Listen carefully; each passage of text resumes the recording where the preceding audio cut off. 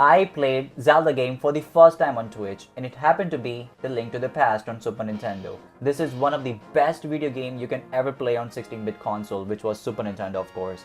And I was doing like 30 days of only playing Super Nintendo, and everybody was telling me that I should try this game.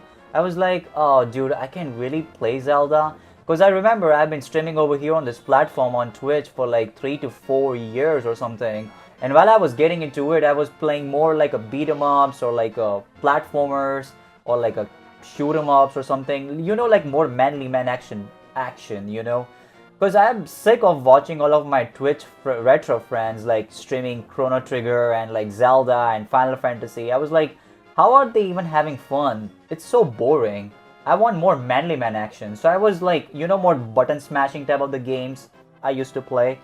But I was like, let me try this game. And even as a kid, like I had like a Final Fantasy cartridge, Final Fantasy Legend it was on Game Boy. I put that cartridge into my Game Boy and I was like, what are these tiny characters running around and the text boxes and shit? I barely can even read, like seriously. So, but now I'm 26 and I can read everything, of course English. So I had to try this. I had to try it since a lot of people were telling me.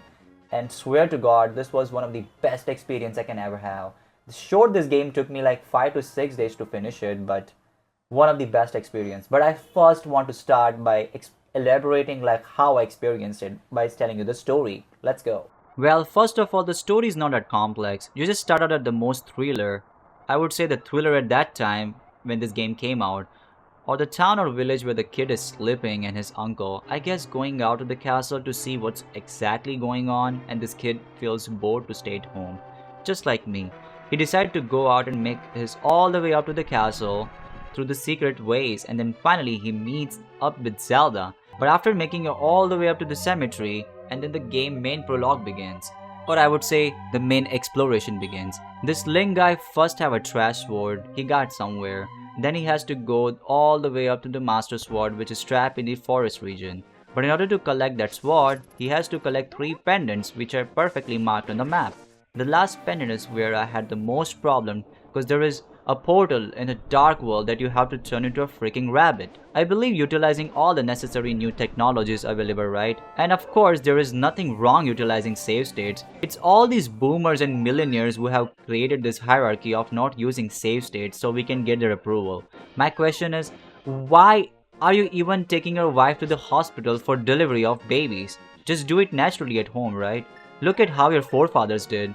Like, you know, these people always have the way of projecting their sadism on other people instead of appreciating what other people can do. Anyways, going back to the Zelda. So after you collect 3 pendants and now it's your time to collect Master Sword into the jungle. But once you collect your Master Sword and then you go inside the castle again to meet your boss called Abraham, you reflect his balls and he's throwing at you. He takes your princess and then you have to go all the way up to the dark world with this kick-ass music pops up.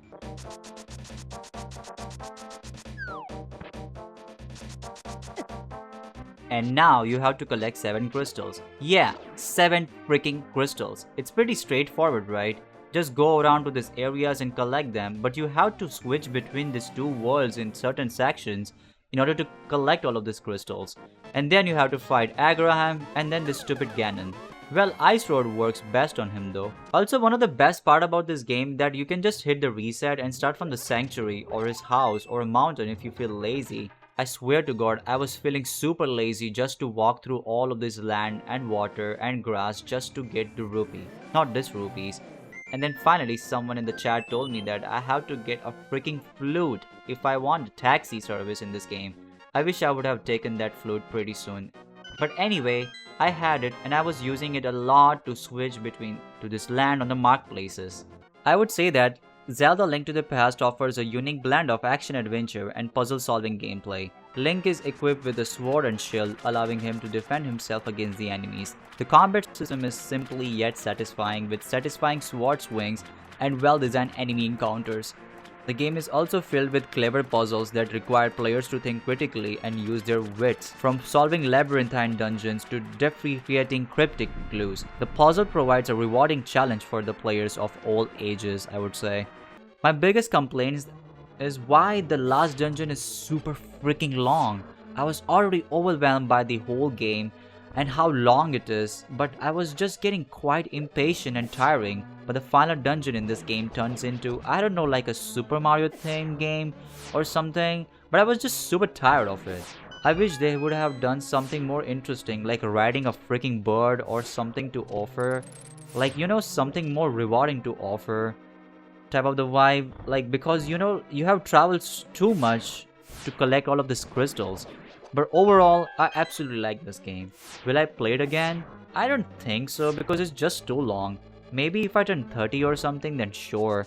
But right now, we got so many gaming backlogs to work with. But I swear to God, each dungeon item collecting feels super satisfying.